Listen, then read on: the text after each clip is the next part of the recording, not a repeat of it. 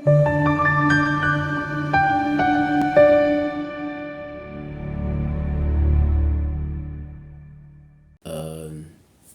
udaba lwamaphupho kafushane. Mina-ke ngupastor WeNingi. Uma ufuna siliphendule nje iphupheni lakho mhlawumbe olibonayo elide kakhulu elingaphezulu kwesentensi, ngiyacela nganza ukuthi ungifonele ngoba kuba lula uma ungifonele imali lide linama-details futhi amaningi, yabo. Ngiyacela ungifonele. Kodwa umuntu I know ukuthi kunabantu aba from Zimbabwe, we have people ababukela ama-video from Zimbabwe kakhulu, nabanye mhlawumbe abanye baphesheya kwelwandle nakwamanye namazwe.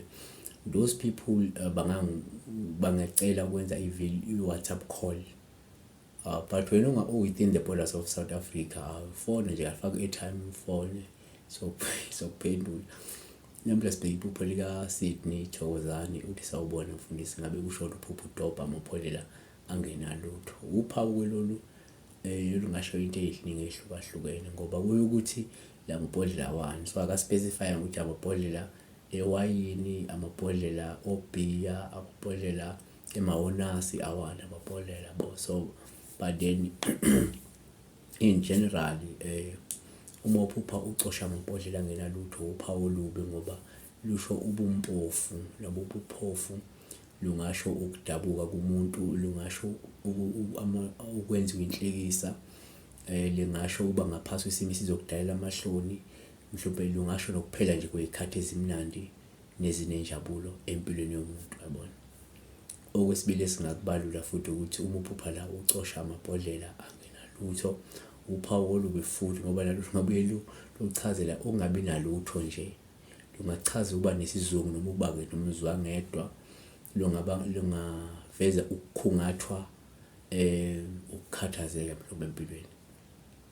So okwesithathu esingakubalula futhi uma uphupha ucosha amabhodlela angenalutho, uphawu lungabe lube uphawu lwesexwayiso noma usuke lukuqwashisa nje ukuthi mhlawumbe wena ukuze unqobe ithiyo uphinde uphumelele empilweni uzodinga ukusebenze ngokuphindiwe noma kusebenze wonke amandla, usenze wonke amakhono kanye amasu ney'nsiza onazo, yabona.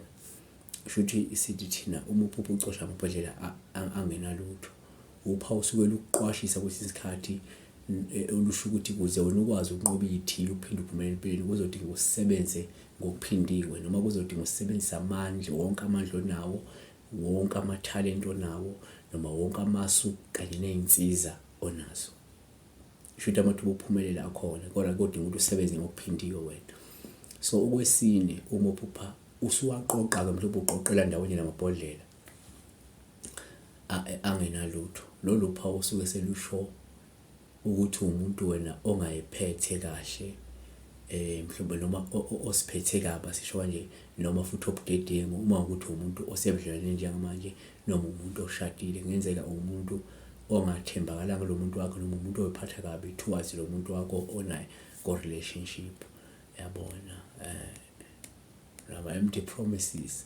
So okunye singakusho futhi ukuthi uma uphupha ususa amabhodlela-ke manje angenalutho phezu kwetafula, wasusa uyo-clearing i-table noma wasusa phezu kwetafula amabhodlela a-empty, lolu phawu oluhle ngoba lukhomba ukuhleleka, lukhomba ukuthi futhi ungahlube nezivakashi uphinde usingathe isiphihli sedili kungekudala, noma kungenzeka kuzoba nomcimbi omkhulu ozoba nawo uphinde ube nezivakashi, ujabule kubuswe. Uma uphupha la usubona amabhodlela obhiya angenalutho, lolu phawu olubi ngoba lungasho mhlawumbe ukubhana nokudumala futhi noma ukudangala ngenxa mhlawumbe yey'nkinga ebudlelwaneni noma emshadweni. Kushuthi currently if umuntu osebudlelwaneni noma umuntu osemshadweni ube subona amabhodlela obhiya a-empty noma ibhodlela obhiya empty, kungenzeka umuntu njengamanje okhungethwe indumalo, okhungethwe ukudangala, yabona, ngenxa yalezi iy'nkinga ey'thile obhekene nazo kulobo budlelwane noma kulowo mshado, yabona.